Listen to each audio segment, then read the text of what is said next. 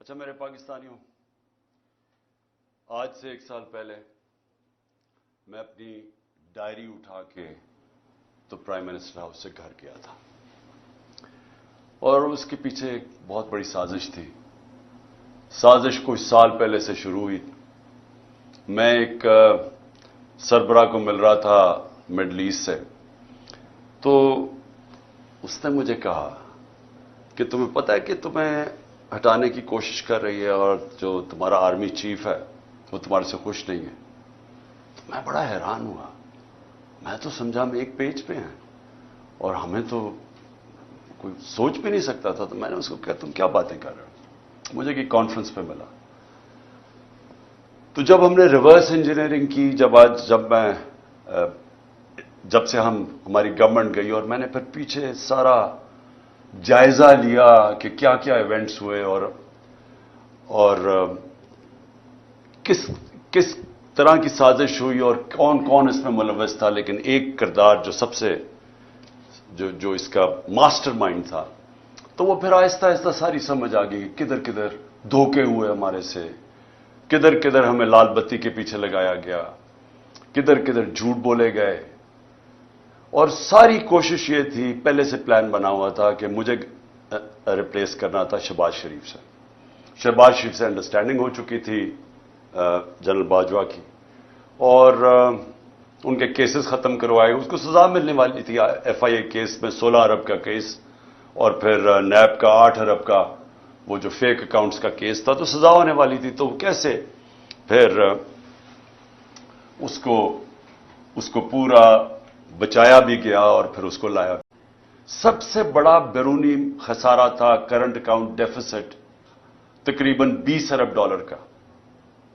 یہ پاکستان کی تاریخ کا ہمیں سب سے بڑا خسارہ ملا تھا، اور ریزروز تھے کوئی 8 ارب ڈالر کے رہ گئے، تو روپے پہ پریشر تھا۔ اس مشکل وقت پہ گورنمنٹ ملی، پہلے سال سٹیبلائز کی، دوسرے 2 سال کرونا سے ہمیں ڈیل کرنا پڑا۔ اب کرونا یہ یاد رکھیں کہ دنیا میں جو اس نے تباہی مچائی ہے، دنیا کی اکانومیز میں تباہی مچائی ہے، یہ کبھی سب کے سامنے ہے۔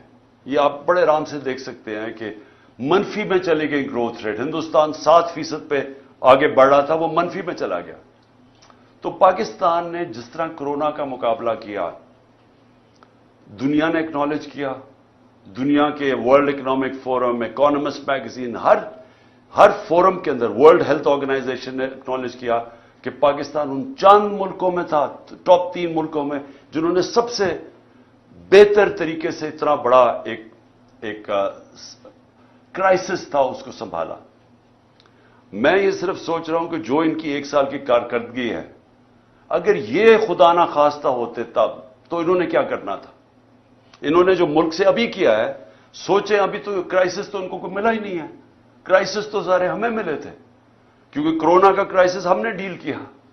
انہوں نے جو بینکرپٹ، آخری 2 سال 5.7% پہ ہماری اکانومی اوپر گئی اور 6% پہ اوپر گئی۔ اور یہ یاد رکھیں کہ 17 سال میں بہترین پاکستان کی اکنامک پرفارمنس تھی۔ ہمیں پرابلمز آ رہے تھے۔ پرابلمز کیا تھا کہ دنیا میں کرونا کی سپلائی سائڈ کی رکاوٹ کی وجہ سے جو اوپر گئی، وہ جس کو کہتے ہیں کموڈٹی سپر سائیکل، انرجی کی قیمتیں اوپر چلی گئیں، گیس کی سب سے زیادہ، تیل کی، کوئلے کی، سب اوپر چلی گئی، اور اس کی وجہ سے ساری دنیا کے اندر مہنگائی آئی۔ تو ہم بھی مہنگائی سے ڈیل کر رہے تھے۔ ہمیں مسلسل انہوں نے کہا کہ مہنگائی میں ملک تباہ ہو گیا، لیکن یاد رکھیں کہ سب سے بڑا جو چیز مہنگائی کرتی ہے وہ تیل ہے۔ تو ہمارے زمانے میں آخری سال میں $110 سے $115 پہ تیل چلا گیا تھا۔ ان کے دور میں ابھی $65 تھا، اور اب کبھی $70 ہوتا ہے، $80 پہ سنا ابھی گیا ہوا ہے۔ تو فرق دیکھیں کہ تیل کا تب کتنا مہنگا تھا، اب کتنا مہنگا۔ تو ان کا تو کوئی اتنا بڑا کرائسس نہیں تھا، ہم نے سب سے زیادہ کرائسس ڈیل کیے۔ اور اس کے باوجود جب ہماری گروتھ ریٹ تھی 5.7 اور 6%، یہ 17 سال میں پاکستان کی بہترین گروتھ ریٹ تھی۔ اور یاد رکھیں اس سے پہلے جو تھی، امریکن ڈالر آ رہے تھے وار آن ٹیرر میں، اس سے پہلے جنرل ضیاء الحق کے تب پھر ڈالرز آ رہے تھے افغان جہاد میں، اس سے پہلے ایوب خان کی سیٹوں سینٹوں میں پھر امریکن ڈالر آ رہے تھے۔ یہ ٹیررزم جو اتنا آج کل ٹیررزم کی بات کر رہے ہیں، یاد رکھیں ہم ٹیررزم سے ٹورزم پہ گئے تھے۔ ہمارے 3.5 سال میں دہشت گردی دیکھ لیں اور آج دیکھ لیں۔ اور جب جو امریکہ نکلا افغانستان سے تو وہ بہترین ٹائم تھا اس وقت کہ افغان گورنمنٹ کے ساتھ کوآپریٹ کر کے ہم اس ملک کے اندر جو دہشت گردی جو تھوڑی بہت بھی تھی اس کے اوپر بھی قابو پا سکتے تھے، لیکن کچھ نہیں کیا گیا۔ انہوں نے کوئی نہ ان کے پاس ٹائم تھا سوچنے کا، نہ کچھ تھا، کیونکہ آئے تھے صرف ایک مقصد کے لیے، اپنے کرپشن کیسز ختم کرنے کے لیے۔ نہ انہوں نے اکانومی کا روڈ میپ دیا، نہ ان کو کوئی فکر تھی کہ یہ جو واپس آ رہے ہیں، جب طالبان گورنمنٹ آئی تو انہوں نے کہا واپس جائیں ٹی ٹی پی کو، تو جب وہ واپس آ رہے تھے نہ سوچا کہ ان کو ریہیبلیٹیٹ کیسے کرنا ہے، ان کو تو اس کی فکر ہی نہیں تھی۔ یہ تو پڑ گئے اپنے کرپشن کیسز پہ آتے ساتھ ہی۔ پہلی کیبنٹ کی میٹنگ کے اندر انہوں نے آتے ساتھ ہی اپنے جناب ای سی ایل پہ جو رکھے ہوئے تھے وہ ختم کیا۔ 60% کیبنٹ جو نئی آئی وہ ضمانت پہ تھی، کرپشن کے کیسز تھے، تو انہوں نے تو صرف آتے ساتھ ہی اپنی کرپشن کیسز ختم کیے اور پھر اسمبلی میں جا کے نیب کا قانون پاس کر کے 1100 ارب روپے کے کرپشن کے کیسز اپنے ختم کیے۔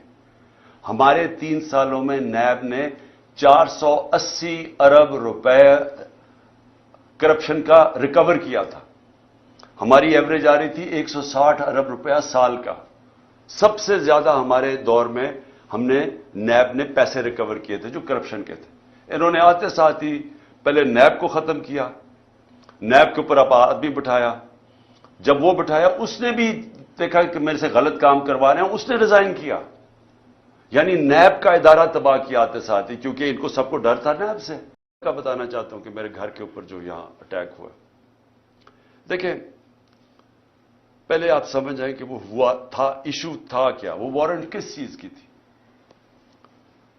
وارنٹ یہ تھی کہ ایک میجسٹریٹ کے کورٹ نے کہا کہ عمران خان کو وہاں ایک کیس کے اندر اپنی حاضری دینی ہے بیل کے لیے۔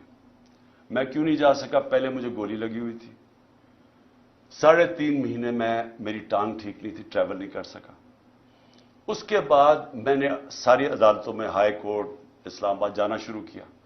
اس عدالت میں اس لیے نہیں جا سکا کیونکہ وہ کچہری میں، ایف ایٹ کچہری میں جدھر وہ عدالت ہے ادھر 2 دفعہ دہشت گردی کے حملے ہوئے ہیں، ججز اور وکیل وہاں مر چکے ہیں اس میں۔ اس لیے ہماری سیکیورٹی، کیونکہ گورنمنٹ کا کام ہے مجھے سیکیورٹی دینا، یہ دے نہیں رہے۔ انہوں نے جو پرائم منسٹر کی بھی سیکیورٹی تھی، ایکس پرائم منسٹر، وہ بھی ہٹا لی ہے، اور اس جگہ کے اوپر سیکیورٹی تھی نہیں۔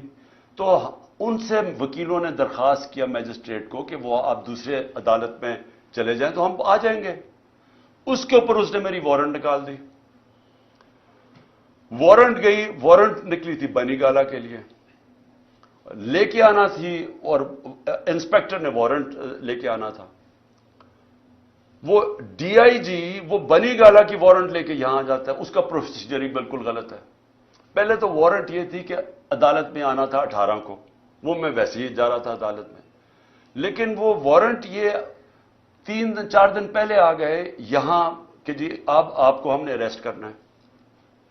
بالکل غلط تھا، غیر قانونی تھا۔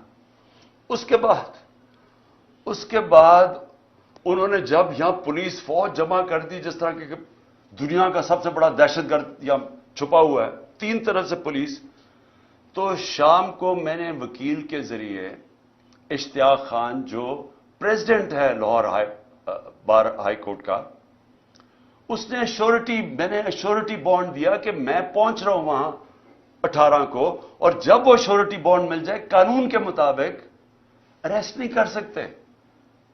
وہ سی پی او وہ لیتا ہی نہیں ہے بانڈ، کیونکہ نیت کچھ اور تھی۔ نیت کیا تھی یہ ذرا میں آپ سب کو بتا دوں۔ نیت ان کی یہ تھی کہ 2 قسم کے ان کے سامنے ماڈل تھے جو میرے اوپر آزمائے۔ پہلے تھا سلمان تاثیر کا قتل، وہ دینی انتہا پسند ہے جو وزیر آباد جس کے نام پہ انہوں نے یہ پلان کر کے کیا ہوا تھا۔ پہلے انہوں نے ایک کیمپین چلائی کہ عمران نے توہین مذہب کر دی ہے۔ میں نے تب پبلک میں کہا کہ یہ اب سلمان تاثیر ٹائپ قتل کرائیں گے میرا دینی انتہا پسند سے، اور وہی ہوا۔ وہ اس نے میرے پہ واردات کی وزیر آباد میں. اس کے بعد کور اپ کیا گیا. پہلے تو میری ایف آئی آر نہیں رجسٹر کی. مجھے پتا تھا وہ کون 3 لوگ ہیں جو پیچھے تھے, کیونکہ میں تو پہلے سے کہہ رہا تھا کہ یہ میرے اوپر واردات ہونی ہے. اس کے بعد جب واردات ہوگی, انہوں نے سیبوٹاج کیا جے آئی ٹی کی, کیونکہ اگر وہ فائنڈنگ سامنے آ جاتی تو پتا چل گیا تھا 3 شوٹر ہیں, ایک تھا ہی نہیں. 6% سے ورلڈ بینک کے مطابق 0.4% پہ گروتھ ریٹ نیچے چلی گئی. اس سے ورلڈ بینک کی رپورٹ ہے کہ 40 لاکھ لوگ غربت کی لکیر سے نیچے چلے گئے. مہنگائی جس کے اوپر سارا شور مچا ہوا تھا ہمارے دور میں, یاد رکھیں کہ ہمارے دور میں جو مہنگائی کی اصل وجہ تھی وہ تیل تھی. تیل ہمارے دور میں $110 سے $115 بیرل پہ کیا تھا. یہ نیچے آ کے $65 سے اب کوئی $80 کے بیچ میں ہے. تو اس دور کے اندر ہماری مہنگائی تھی, جو انفلیشن تھی, وہ 12% تھی. ان کے دور میں وہ پہنچ گئی تقریباً 35%. اور جو کھانے پینے کی چیزیں ہیں وہ ایک سال میں 50% بڑھی ہیں. آپ جو چیز عام آدمی کو سب سے افیکٹ کرتی ہے وہ ہے آٹا. آٹے کا 20 کلو کا بیگ اگر آج آپ دیکھیں, اور ہمارے مقابلے میں ہمارا تھا 1140 روپے کا, آج وہ بیگ پہنچ گیا ہے 2800 روپے کا. تو جو عام آدمی ہے, جو آپ آٹے کی لائنیں دیکھ رہی ہیں اور لوگ دیکھ رہے ہیں بیچارے آٹا لیتے ہوئے, جو 20 سے زیادہ لوگ مر چکے ہیں, جو بنیادی چیز ہے, پہلے بے روزگاری بھی بڑھ گئی, ویسے کھانے پینے کی چیزیں 50% بڑھ گئی, اور اس کے اوپر آٹا جو بنیادی چیز ہے اس کی قیمت دگنی سے زیادہ ہو گئی. اس کا مطلب یہ کہ لوگوں کے اس وقت سب سے برے حالات ہیں, اور یہ بڑھتے جا رہے ہیں. مہنگائی بڑھتی جا رہی ہے کیونکہ رک تو نہیں رہی. روپیہ 100 روپے سے زیادہ ڈالر مہنگا ہو چکا ہے. روپیہ 100 روپیہ گر چکا ہے.